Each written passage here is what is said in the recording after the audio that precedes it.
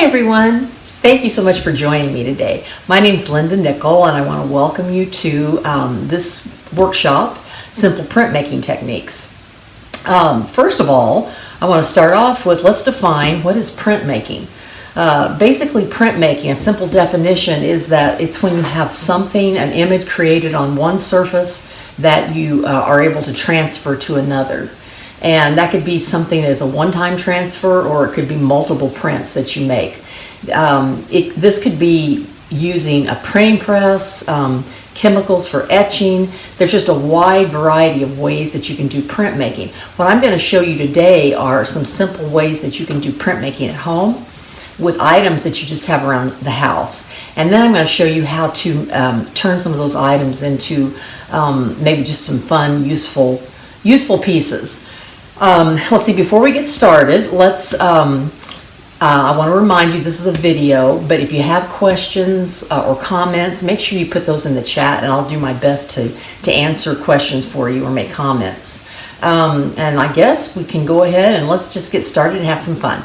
Here are some basic materials that you're going to need for this session. We need to have some freezer paper and some blue tape or some type of tape to tape it down on your table, wet wipes, baby wipes, or paper towels, any kind of craft paint, open acrylics if you have them, scissors, paintbrushes, maybe a wide paintbrush to start with, types of texture making tools such as corrugated papers, bubble wrap, burlap, mark making tools like Q-tips, skewers, paper towel rolls, and then if you have it, some alcohol in a little spritzer container.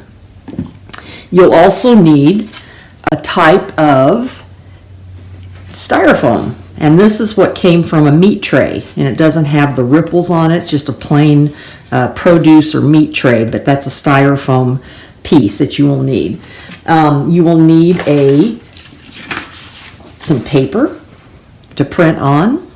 This is, you could use copy paper, or you could use, I think this is a little heavier than that, but it's just a basic art paper that came from sketchbooks, maybe an 80-pound, 90-pound, I'm not quite sure. You'll also need a dull pencil, which I'm looking, I don't have it right here, but if you have a pencil that's not real sharp, that will be something else that you can use. Another item to have is an eraser, some kind of eraser. We're going to do some activity with stamping with using these erasers. So if you have an eraser around, probably a pink pearl or one of these white ones works really well. I just want to give a quick shout out to jelly plates. I know we're not going to be using those today, but if you hear me refer to them, I at least wanted to show you what these are. These are things that you can purchase probably I think on Amazon. They come in different sizes, and as you can see, this is kind of a squishy gel-like surface. So when you print on this, with some of the same techniques that we are going to be using today, you will be able to get a lot of detail, a lot more detail than you might with the freezer paper. So I just wanted to show you this, and I can list at the very end where those can be purchased. Okay, I'm going to show you some various printmaking plates and the prints that come from those, and instead of going online and finding prints, I just decided to go ahead and show you some of the pieces just for my own stash, things I have done. This is called a collage print, and if you look at this carefully, you can see that I have taken a flat piece of wood, I have glued things down to it that would raise up, that would be above the surface of that wood. Okay, and so it's an additive printmaking technique. This is the print that came from that. So if you notice, on this particular print, I actually left some blank spots, and I did something called chine collé, where as it's going through the press, you add a little glue and you add some paper objects that will fill it in. But the whole purpose of this plate is that I ink what's on top and run it through a press. And if you notice, I'm not sure if you can see this, but this is raised. It's like an embossing. It's like all those little pieces made texture. These are examples of some prints that were done on metal. This is an example of dry point. There's a sharp tool that you use, a dry point needle, and you carve into the metal. Then you wipe the ink on it, put it through a printing press like that, and then that ends up with your print. Once again, this is something that requires a printing press, but I just wanted to show you this. And did you notice how this is backwards? Like if that's my plate, the leaf is on the right side and here it's on the left side. So just remember that with any kind of printing plate that you make, even if it's not metal, it's going to be backwards when you actually print it. Another technique called linoleum printmaking. You find linoleum pieces, it looks like this. This is something that you can purchase at an art store. It comes in different size pieces. This one's been cut down, but you can see, maybe almost 3/8 of an inch thick, something like that. And it's very soft. You carve into it. And when you do that, after you have carved into it, you're going to see that once again, you've got raised areas. Those raised areas accept the ink, and you end up with some prints like this. Exercise 1, printing on styrofoam plates. I'm going to show you some ways of printmaking with a styrofoam meat tray. Now this piece of styrofoam is something that you can actually purchase like at an art store. And I think I probably got this at Dick Blick, and it's just really thin, but it's meant for pressing into, just like these styrofoam trays. It's a form of styrofoam, very thin. So either one will work. What I did on this was I decided I wanted to draw my design. I'm going to make like a little design, a card. I wanted to draw it out. So I have this piece of styrofoam traced around it to where I would know what my boundaries are for drawing. I drew what I wanted, hearts, some little spiral squiggles, and I actually wrote on this. Now, if you are going to transfer that just like it is, guess what? The words are going to print backwards. So if you do use words with your printmaking, make sure that you do this on tracing paper. You flip it over. That's how you're going to trace it onto the styrofoam. Now what I used, once I got it traced on here just lightly, I used a dull pencil. I used not a sharp pointed, but a dull pencil. And I went through, and if you can see, there are indentations here. That is the part that won't pick up the ink, but the part that's raised will pick up the paint or the ink. And then when I printed this one, this is what I came up with. Here's another example of printing with a styrofoam plate. This is just a quick overview of the styrofoam plate printing process. What I did was take and cut out the bottom part of a meat tray or something from produce, and like I said before, it's got a slicker surface to it. It doesn't have the ripples on the top. And then I traced it around there so I would have that square, and I drew a flower image, some kind of enlarged flower image. But I decided that if I wanted to transfer it like that directly onto the plate, it would print backwards. So I flipped the whole thing over. Wait a minute, it was this way. I didn't want it to print backwards. I wanted to print exactly like I drew it. So I flipped it over this way. And what I'm doing is just taking a dull pencil and going through and tracing over some of those lines. Once I get those traced to where I can see where they go, I'll lift this up and I can dig in deeper, maybe with a pen or something a little sharper. This produce or meat tray is a little tougher than if you bought the regular styrofoam plates like at an art store. So you do have to do a little more finessing and pressing in on it.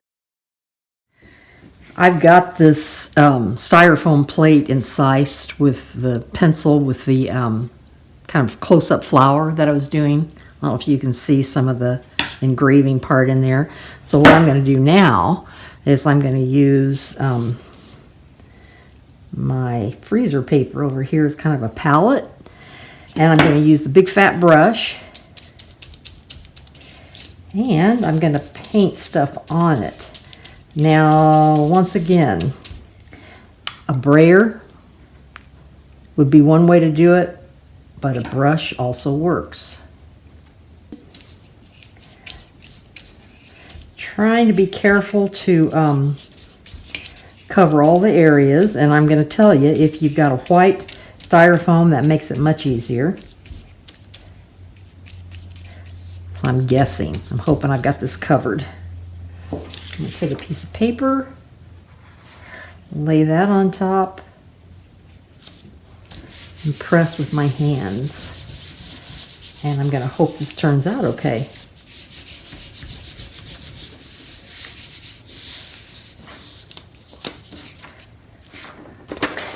I've added a little white to the green that I was putting on here so that you can have a better look at whether it's covering the black styrofoam. And then what I'm going to do is I'm going to see if this works. Take something that I had already printed blue on, lay it on top, and see if that will show up on the blue. It may work, it may not.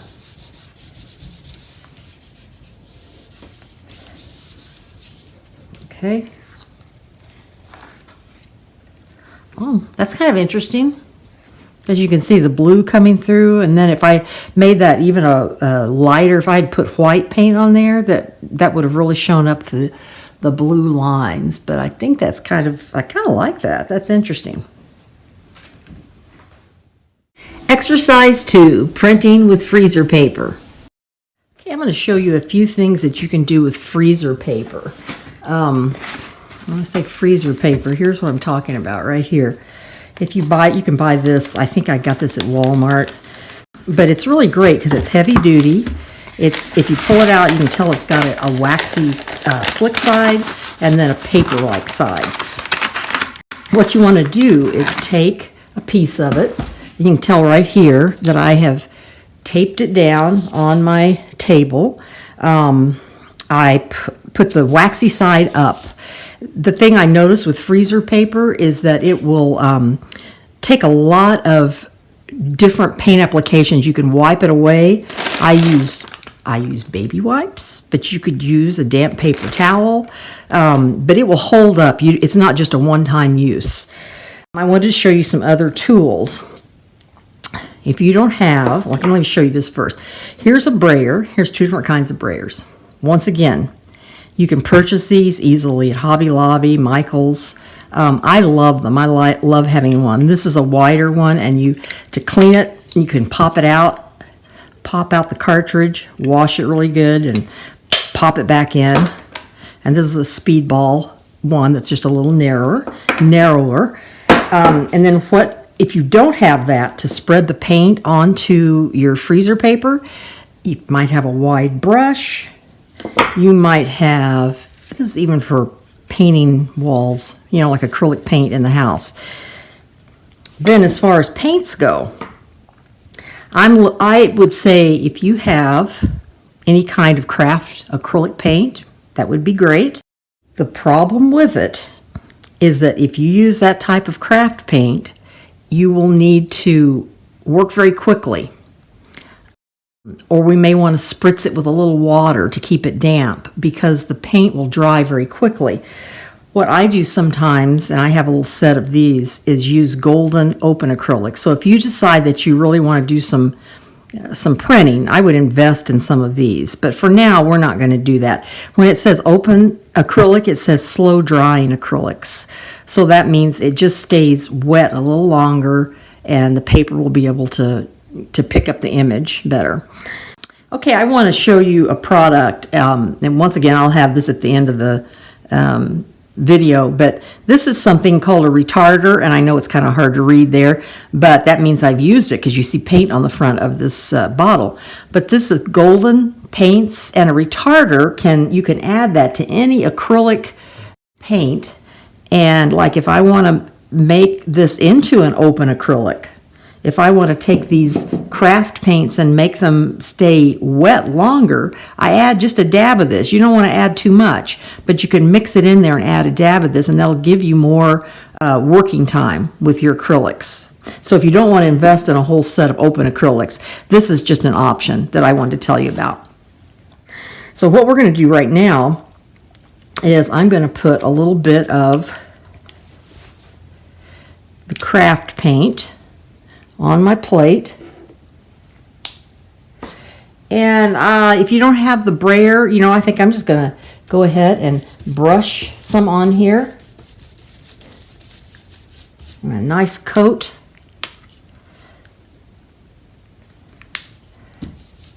The thing you're going to notice is that if you use a brush instead of a brayer, you will have brush marks.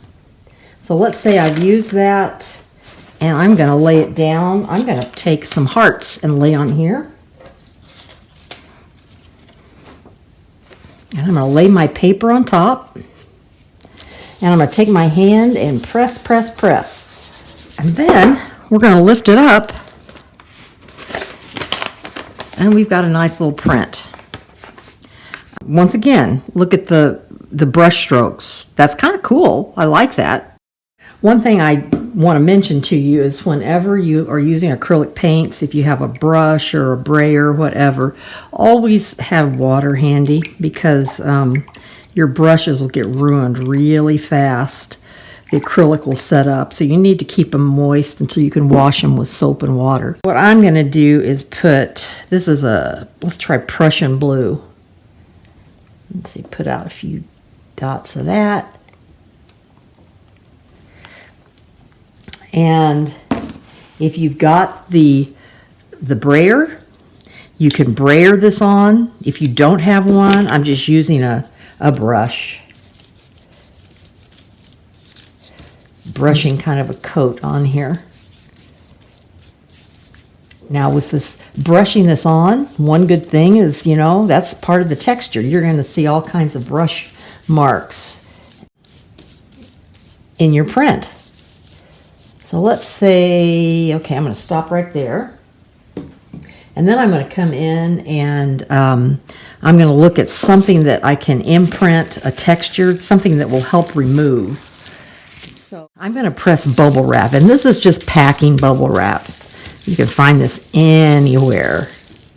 Pick it up, and it leaves a really cool pattern and texture on here. Then I'm going to take something like, this is from a paper towel roll. So I'm going to just make little marks here of circles.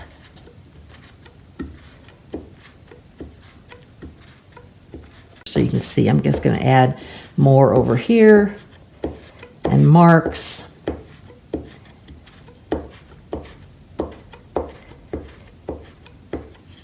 Okay, now I'm going to come in with a piece of just regular paper. Put this over the top. I'm just going to take my hands and go over it. If I have a brayer, a clean brayer, I can go ahead and do this.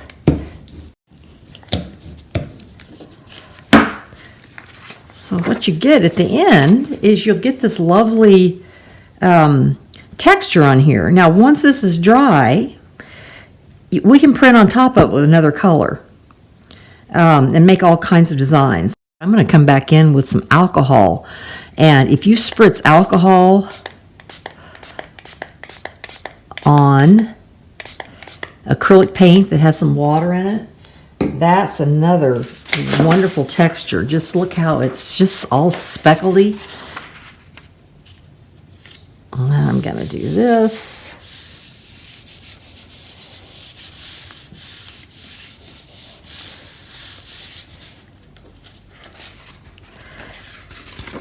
That's another neat texture, and that's just with rubbing alcohol spritzed onto just a thin layer of acrylic.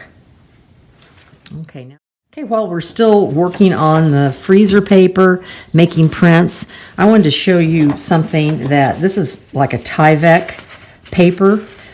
This is something that when you go to the post office, you can find the envelopes that are made out of the Tyvek, and they don't rip. It's not a regular paper. And so I purchased this. As you see, it's real hard to tear. This is just kind of a plasticky type of paper. But what I'm going to do with this is make some stencils and then put some paint on my surface, on my plate, and then use stencils to print. As you can see, I took that Tyvek sheet and I cut out a lot of shapes. I cut out circles, circles within circles, so I'd have these shapes.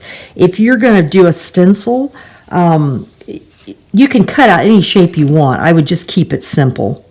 You can get a little more complex if you have a X-Acto blade, but basically you could do something, a flower petal, a leaf shape. You could do something with a butterfly, or just something that would be an interesting outside outline type shape. If you get too intricate, it gets really complex. So I just chose something that would show up with circles. And I'm going to use, once again, because I'm kind of going on and talking, I'm going to use the open acrylic phthalo blue, and we'll see what that does on top of this piece this was just craft paint, where I used my brush to put it on, and then I spritzed it with some alcohol. And so I kind of have this background texture going on. So I'm going to try to do a stencil on top of that and see what happens. I'm going to put some of this out. Phthalo blue is the most intense color, and phthalo green. They take a little longer to dry, and they are intense. So you can see, I don't know if you can, hopefully you can see this. It's beautiful, but whenever I buy tubes of this color to use in my oil paintings and everything, I honestly just very little. I use very little, and I use it to mix with things. Mix with colors, because it is so intense. If you, like with printmaking, we're using it straight out of the tube. But if I were painting an oil painting or an acrylic painting, I'd probably be mixing it with things. Okay, so I've used the brayer to go ahead and get this laid out. Once again, wipe off the brayer. And I wanted to say this too, at the end of this video, I'll have a list for you of some of the things that I used. So you might, if you're not sure about, well, what was that roly thing that she used? Well, it's a brayer, and I'll have it listed where you can purchase those items.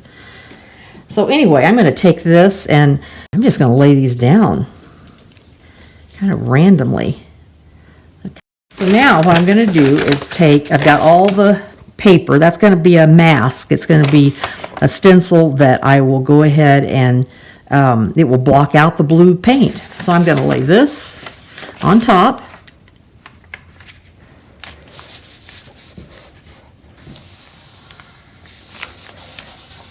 And make sure that you press all around, all the way to the edges and all through here. And here I come in with my trusty brayer. And I'm going to make sure I've got all of it. I didn't get that brayer clean enough. It's going to show up a little bit of paint there.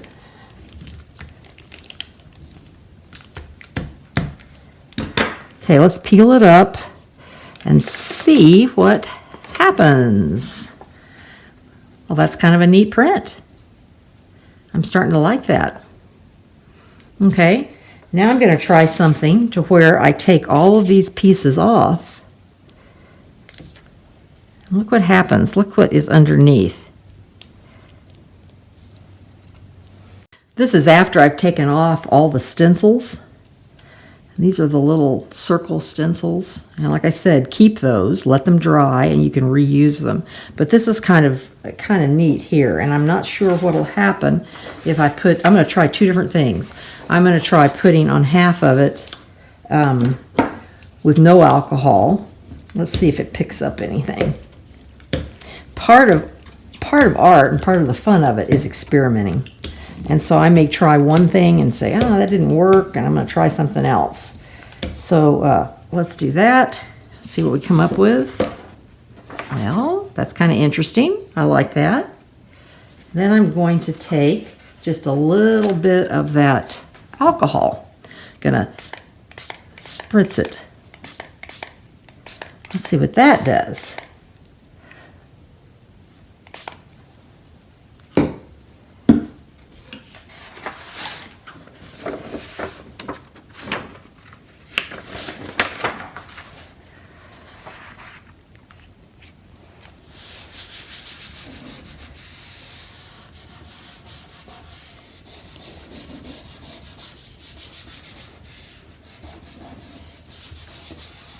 Okay, let's see if that makes a different print.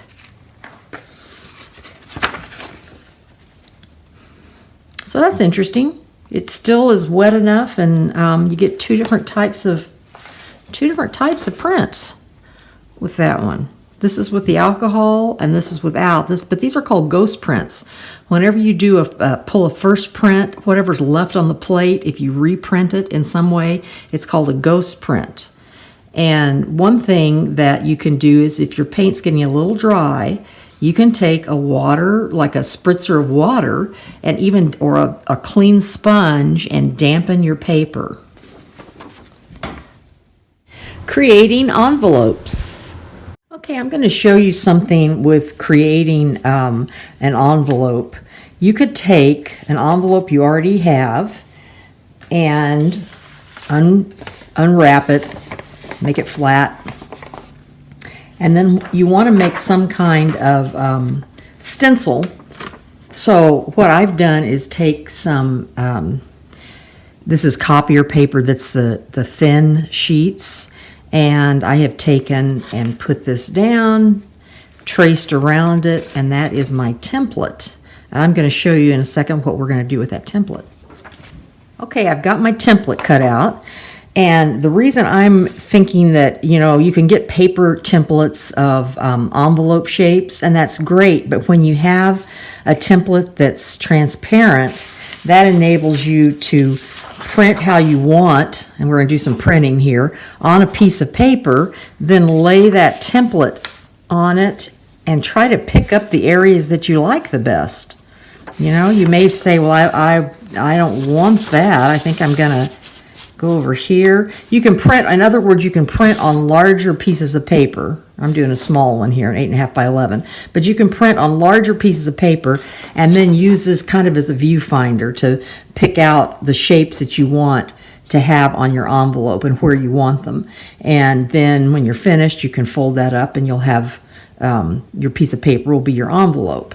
So let me get things going here, and we're going to do some printing on the parchment paper. Okay, this time I'm going to use the Indian yellow hue and get some color. This is a nice color. It's kind of an orangey yellow. And layer. I may need more. But you can tell, I'm going to put a little more on there. You can tell how it, the brayer just spreads it out a little differently than using the brush. But either one works. It just depends on the effect that you want.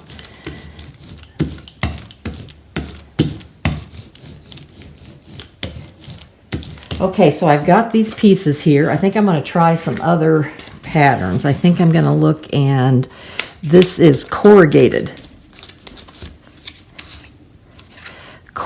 paper that comes from anywhere. I mean, I got this, I think, from some packing material. Then I'm going to come in with, let's see if this will pick up, some burlap, pieces of burlap, fabric.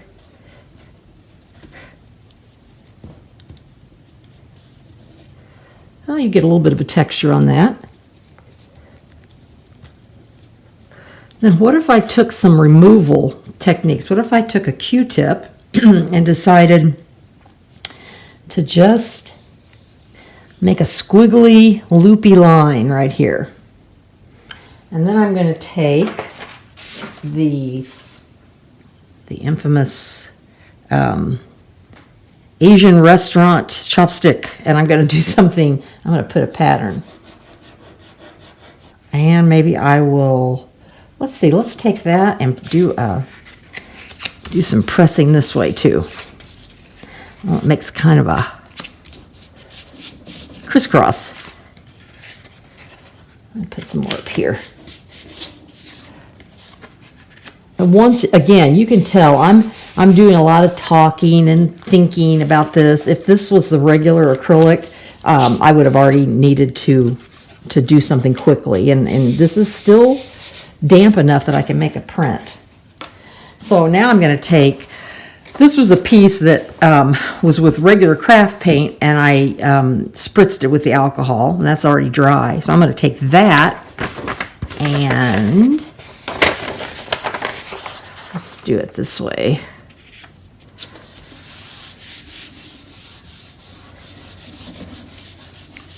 Let's see what happens. Well, that's kind of nice because you can see that I overprinted. I overprinted the blue with this kind of an orangey yellow color. So I might like that for an envelope. Here is my template for the envelope. Remember, I cut that out of the clear typing paper, the clear computer paper overlays, I guess is what you'd call it. And what I did was just go ahead and lay that down. Once again, if this had been a bigger piece of paper, I could have positioned it differently. You know, maybe I would have gone this way and had that piece go across, but this is a small piece, and so I went ahead and just, you can tell where I outlined it. I could see what the envelope's going to look like, and I outlined it. So I'm going to cut that out and then show you what it looks like. Here's the envelope that I finished, and as you can see, I even added a lining to it. I went ahead and glued it together. Here's another envelope that I cut out it's the same template, and I want to show you how to add that lining. I took some thin paper that I had printed on top of, and I went ahead and put a piece on here. It was just a rectangular piece like this, and I took it about halfway down, glued it on with, I used a glue stick, and then I trimmed it, turned it over, took scissors, and I trimmed it out so it would be nice and even. And then what you end up doing to make the envelope is fold in the side flaps and then fold up the top. And I take a glue stick.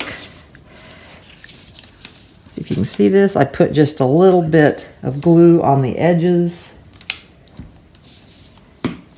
Fold the side flaps in and fold this on the top. Glue them. So then I end up with an envelope. It's got an interesting inside to it. And there you have it. Creating stamps as a printmaking process. We're going to look at stamping and how to make small stamps. And stamping is a form of printmaking because your plate is going to be whatever you choose to carve into or use as your primary plate, and then you're going to transfer that image to something. So there are different ways you can do this. And now if you've got, I'm going to show you one that I did where I actually took an eraser. So this is like, you can take an eraser, and these white erasers are really good for this. If you get some of the tan ones, they crumble a bit, but this is a good one. Okay, and you'll notice how I've taken I'm starting to carve little chunks out of this. I'm going to make some stripes, I think. The best way to do that is with these tools, Speedball. And they've got little, you can get them in different sizes. You see little divots in there. And you can purchase these, like I said, at any craft store. If you don't have these, though, and you have an eraser laying around, you can take the eraser and you can carve away with an X-Acto blade. Let's see if you can see this. And you can get a print. You can make a print, a stamp. I can reuse this over and over and over. So, to be really simple with just household items, if you have a blade, an X-Acto blade, take one of these and draw onto your eraser what you want. Like I've drawn little stripes. So I'm going to take this, and be careful, please, not to go too much towards your hands. I mean, I'm going to do it a little bit here, but I'm really careful of how hard I'm pushing. And once I've done this, I can peel that piece out. And so what's going to happen is that I'll have raised areas. That will enable me to stamp on something. And then I'm going to finish this. Then I'll come back and I'll show you how, if you don't have purchased stamp pads, you can make your own. So I'm going to finish this, and I'll be back to show you how to do that. Okay, I finished cutting the eraser, and I just cut stripes into it. And then I took an ink pad and I stamped it. So that's with the ink pad. This is with just probably the best you can do with an X-Acto blade. It's going to be hard to cut circles or anything really curved unless you have one of these tools. But you can still do it. Just be really careful. So I've got this stamp, and now I'm looking and thinking, well, what if I don't have stamp pads? Here's a way that you can make one. I'm going to take a paper towel, and I'm just folding it. I'm going to spritz it with some water to get it kind of damp. Not sopping wet, but just damp. Okay, and then I'm going to take some, let's see.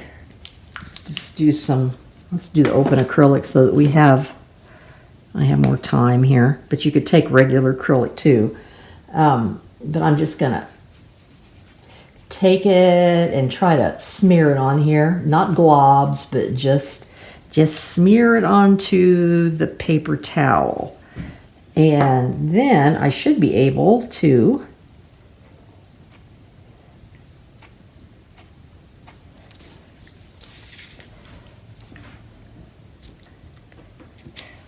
stamp that. And so that way you can use any colors you want. Once again, acrylic paint, wash these off so they don't just dry on you. But that's an easy way to make a stamp pad. Here are some quick examples of using those stamps that were carved from erasers. Here's some little one too, to print on top of the envelopes. So on this one, let's see, I put white down on my paper towel, and I'm going to print some things on top. And part of this is just adding the interest and adding layers. Let's try some blue here and see what happens. This is an ultramarine blue. I'll put a row. Let's turn it over. Let's put a row on the back.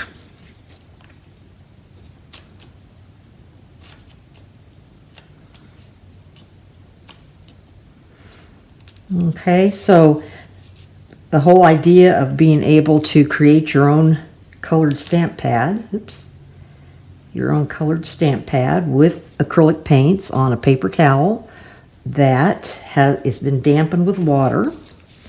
So that's kind of makes interesting layers. Creating a box with your printing papers. Okay, I'm going to show you how to fold this box out of the papers that you've made. This is one that I printed on, and I was doing a lot different shades of reds, and I did stencils of hearts. Keep in mind, with this pattern, you can make a lid to it also. I just made the base of it, but if you alter the size a little bit, you will be able to make a lid and have a little gift box if you'd like. So what you're going to do is take your paper, and I like using a stiffer paper for this because obviously it's going to be a box and you want to make sure that it is sturdy enough. But what I did on the outside, on one side of it, and that's going to be the outside of the box, what I'm going to do is flip this over. The first thing you're going to do when you get your paper, and you make sure it's cut into a square. Make sure you've measured and it's a square. You're going to take a pencil and you're going to draw a line diagonally from tip to tip. Straight line. Then from this tip to this tip. So you've got a cross in the middle. Then you're going to take the corners. If you can see this, you're going to put it to where it touches. You see where it's touching that middle part right there? Okay, and you're going to do this to all four sides. Then you're going to come in with all four sides, and you've already got it touching the tip, the corner touching the line. Then you're going to make that another fold and make it to where that actually touches the line. If you can see that. You're going to do that to all four sides. When you unfold it, you're going to see that you got all these fold lines here. I went ahead and marked off right here this square because I know that's going to be the bottom of my box, the inside bottom of my box. You need to make a cut line. You need to cut this, but don't cut beyond these red lines that I've drawn. You're going to cut on this line straight up to the corner of the bottom of the box, straight up to the corner. Going to cut this one, going to cut this one. So let me go ahead and get mine cut, and I will come back and show you how to finish folding it. Okay, so let's move on to folding this into a box. I have cut on the red line, all four red lines I've cut. So what you're going to do next is the part that has got the flappy sides on it, that folds in first. So first take one end, fold it like that, and pull it in.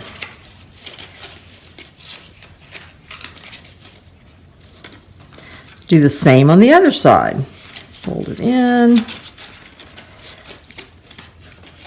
This looks awkward, but once you do it, it's not that hard. So look at that. I've got these two sides. The flaps are what's going to be inside your front. Does that make sense? So let's do it again. I've got these two flaps that I want to turn inside. Okay, then I'm going to take that outside flap and just fold it over. That will hold those in place. Now what I do on mine is you can put a little dot of glue at the bottom right in there, or you could take a piece of tape, however you want to do it, but that should be hold in there and be your box. Making collage papers. We haven't talked yet about collage papers. You can do a lot of printing on a variety of paper. Sometimes I'll use old catalog pages. This is a real kind of a thin, I'm not sure, it came from a dictionary, a museum directory. Sometimes just old books that you might find at thrift stores are great to print on.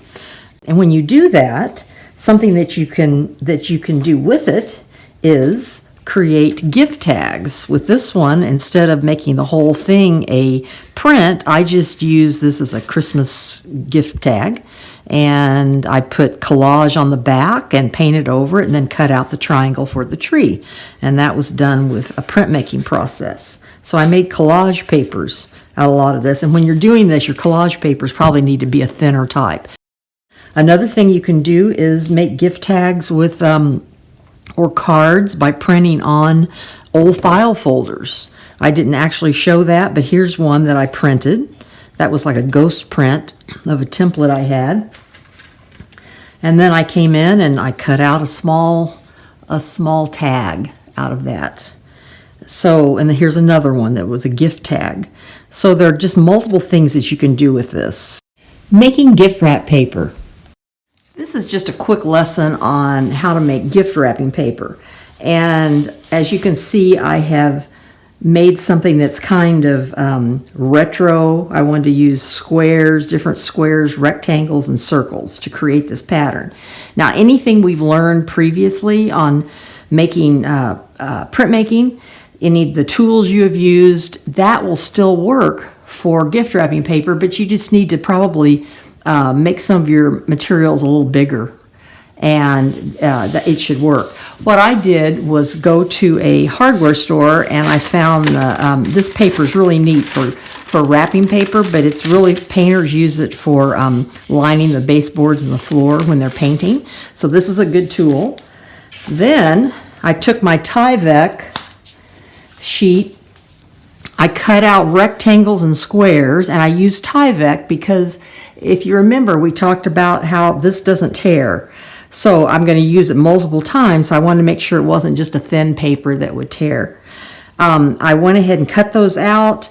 I inked this, my freezer paper with white ink, and then I laid this down as a mask.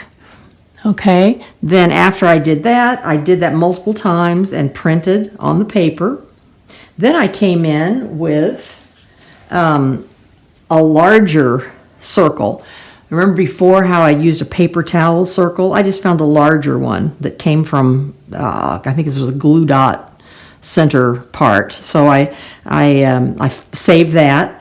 And I used this as my palette, and I stamped on here. I did the same thing with a box that I found that was just a little bigger and had a nice slick rim around it, and I did that with black. So this is just a quick way you can make some wrapping paper.